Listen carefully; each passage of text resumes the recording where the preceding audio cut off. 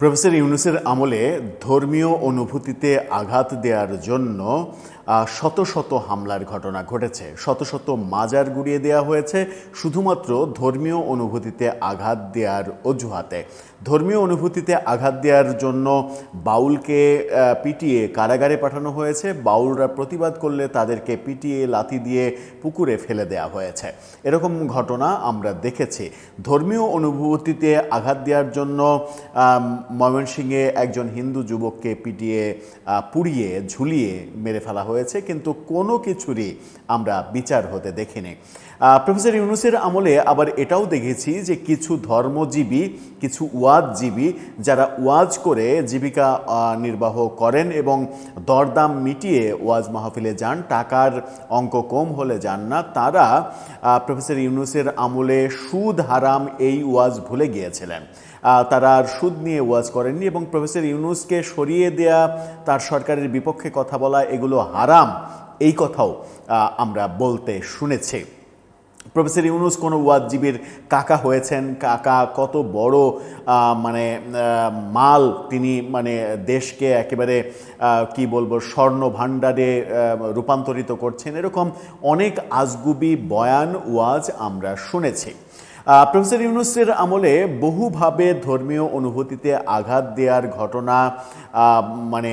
ঘটনার পরিপ্রেক্ষিতে, অজুহাতের পরিপ্রেক্ষিতে আক্রমণের ঘটনা যখন আমরা বিভিন্ন জায়গায় দেখেছি, তখন সেই প্রফেসর ইউনূসই আমেরিকার সঙ্গে যে গোলামি চুক্তি করে গিয়েছে, ক্ষমতা ছাড়ার মাত্র 72 ঘন্টা আগে যে গোলামি চুক্তি, সেই চুক্তি নিয়ে নানা কথা যখন হচ্ছে, দুদিন আগে একটি জাতীয় দৈনিক এই চুক্তির বাংলা ভার্সন, 32 পৃষ্ঠার এই চুক্তির বাংলা ভার্সন হুবহু যখন ছাপিয়ে দিয়েছে, জনগণের কাছে যখন উন্মুক্ত হয়ে গেছে, জনগণ যখন পড়তে পারছে যে এই চুক্তিতে কি লেখা, তখন ভয়াবহ তথ্য বেরিয়ে আসছে। অবশ্য যারা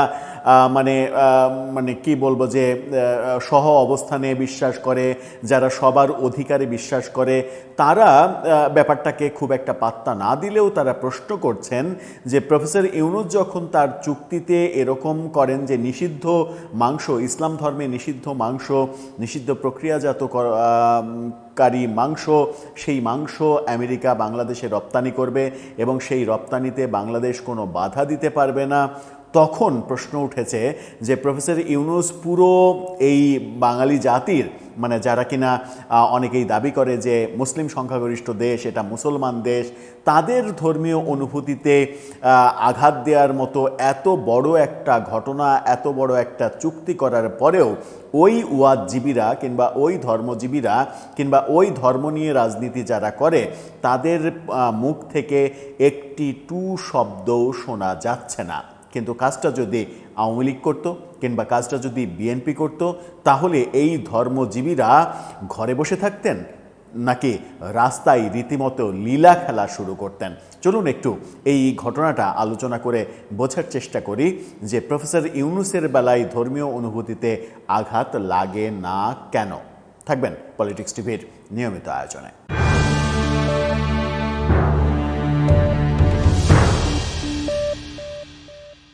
দর্শক, বলছিলাম আমেরিকার সঙ্গে যে গোলামির চুক্তি, সেই চুক্তির কথা। প্রফেসর ইউনূস সেই চুক্তি করে গেছেন এবং এই দেশটাকে মোটামুটি আমেরিকার একেবারে দাস হিসেবে তিনি লিখে দিয়েছেন।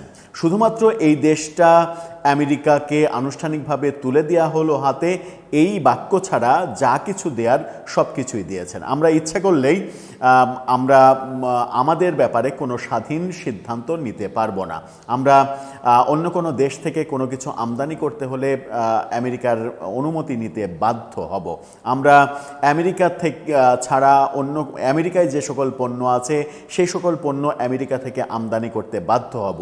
আমরা আমার দেশে কোন জায়গায় আমরা শুল্ক কমাবো, কোন জায়গায় বাড়াবো, কিংবা কোন সেক্টরে আমি ভর্তুকি দেব না, এই ব্যাপারেও আমেরিকার অনুমতি নিতে হবে।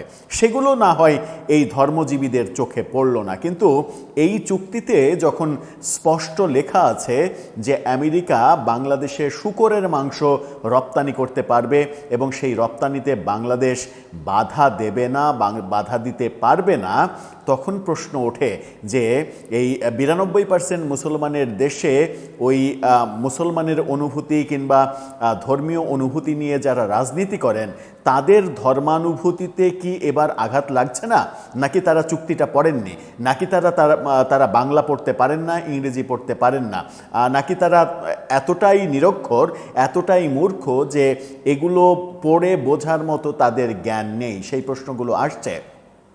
ভয়াবহভাবে এই চুক্তির এই ব্যাপারটা ছড়িয়ে পড়েছে সামাজিক যোগাযোগ মাধ্যম এবং গণমাধ্যমে।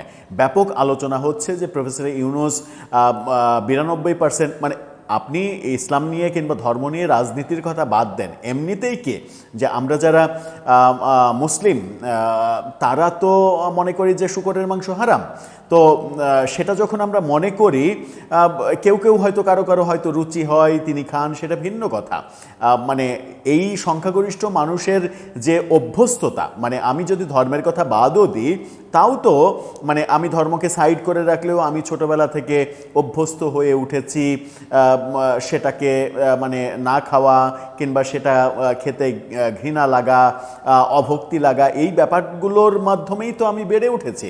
সুতরাং সেই বেড়ে ওঠা জাতিকে তিনি অভ্যস্ত করতে চাচ্ছেন যে তারা এখন শূকরের মাংস খাবে, এই দেশে সেই মাংস আমেরিকা রপ্তানি করবে এবং সেই রপ্তানিতে বাংলাদেশ বাধা দিতে পারবে না।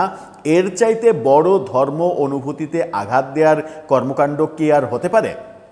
প্রফেসর ইউনূস সম্পর্কে অনেক কথা আছে, কিন্তু ব্যক্তিগতভাবে তার ওই ব্যাপারগুলোতে আমি কোনো সমালোচনা করতে চাই না। প্রফেসর ইউনূস ধার্মিক নাকি নাস্তিক, প্রফেসর ইউনূস বিভিন্ন পর্যায়ের মানুষগুলোকে, বিভিন্ন গোত্রের মানুষগুলোকে সমর্থন করেন কিনা, তিনি সমকামিতার সমর্থন করেন কি করেন না, এই ব্যক্তিগত প্রসঙ্গে একেবারেই যেতে চাই না, কারণ এই ব্যক্তিগত ব্যাপারটা একেবারেই তার মৌলিক অধিকার। তার ব্যক্তি হিসেবে এই সকল ব্যাপারে নিজের স্বাধীনতা আছে, নিজের ব্যাপারে সিদ্ধান্ত নেয়ার, সেই ব্যাপারে একেবারেই সমালোচনায় আমরা যেতে চাই না। কিন্তু যে দেশটা মানে যে দেশের নাগরিকটা, যদিও আমরা মানে সাংবিধানিকভাবে মুসলিম দেশ না, আমরা ধর্মনিরপেক্ষ দেশ, কিন্তু এদেশের 92% মানুষ যখন মুসলমান এবং তারা ছোটবেলা থেকে বেড়ে উঠেছে এই শূকরের মাংস খাওয়া নিষেধ, হারাম, ধর্মে মানে একেবারে তীব্রভাবে নিষেধ করা হচ্ছে, সেই দেশে তিনি সেই মাংস আমদানি করার ব্যাপারে উৎসাহ দিচ্ছেন, চুক্তি করছেন। বাংলাদেশ প্রতিদিনের এই অংশটা দেখে নিন, সেখানে বাংলাদেশ প্রতিদিনের এই অংশটাতে লেখা আছে, এই চুক্তির ফলে মুসলিম প্রধান এই দেশে ব্ল্যাক ফরেস্ট হ্যাম, বলগনে, ব্র্যাডউর্স্ট, ক্যাপাকোলা, চরিজো, কিরবাসা, মর্টাডেলা, প্যানসেটা, প্রসিউটো এবং সালামির মতো নানা পদের শূকরের মাংস আমদানির অবাধ সুযোগ প্রদানে বাধ্য করা হয়েছে। অর্থাৎ চুক্তিতে স্পষ্ট আছে যে এগুলো আমেরিকা রপ্তানি করবে এবং এই মানে রপ্তানির ব্যাপারে বাংলাদেশ সরকার কোনো বাধা দিতে পারবে না। আপনারা মানে চাইলেই মানে 2 দিন আগেই আজকের পত্রিকায় এই চুক্তি 32 পৃষ্ঠার এই চুক্তি একেবারে ছাপিয়ে দেওয়া হয়েছে বাংলা ভার্সন করে। ইংরেজিতে তো চুক্তি হয়েছে, সেটার বাংলা ভার্সন করে ছাপিয়ে দেওয়া হয়েছে। আপনারা চাইলেই পড়ে নিতে পারেন যে এই ব্যাপারটা চুক্তিতে আছে। চুক্তিতে আরও অনেক ব্যাপার রয়েছে। গোলামির সমস্ত বন্দোবস্ত করা হয়েছে, বাংলাদেশের 4 হাত পা একেবারে বেঁধে ফেলা হয়েছে।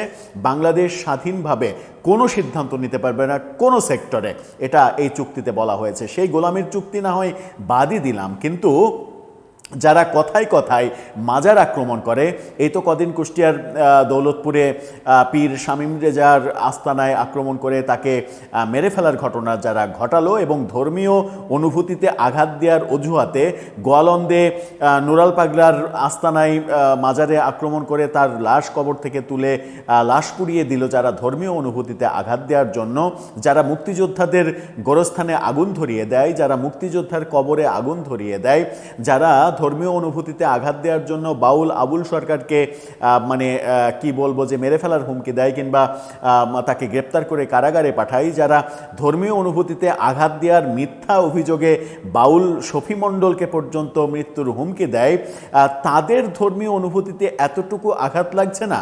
যে সকল ওয়াজ ব্যবসায়ী ওয়াজের নামে ওই সকল সভায় প্রতিনিয়ত যাদের ধর্মের অনুভূতিতে আঘাত লাগে এবং আঘাতগুলো বেশিরভাগই মিথ্যা অজুহাতে আঘাত লাগে, তাদেরকে একবারের জন্য আমরা শুনলাম না যে এই ব্যাপারে প্রফেসর ইউনূসের এই ব্যাপারে একটি কথাও বলতে।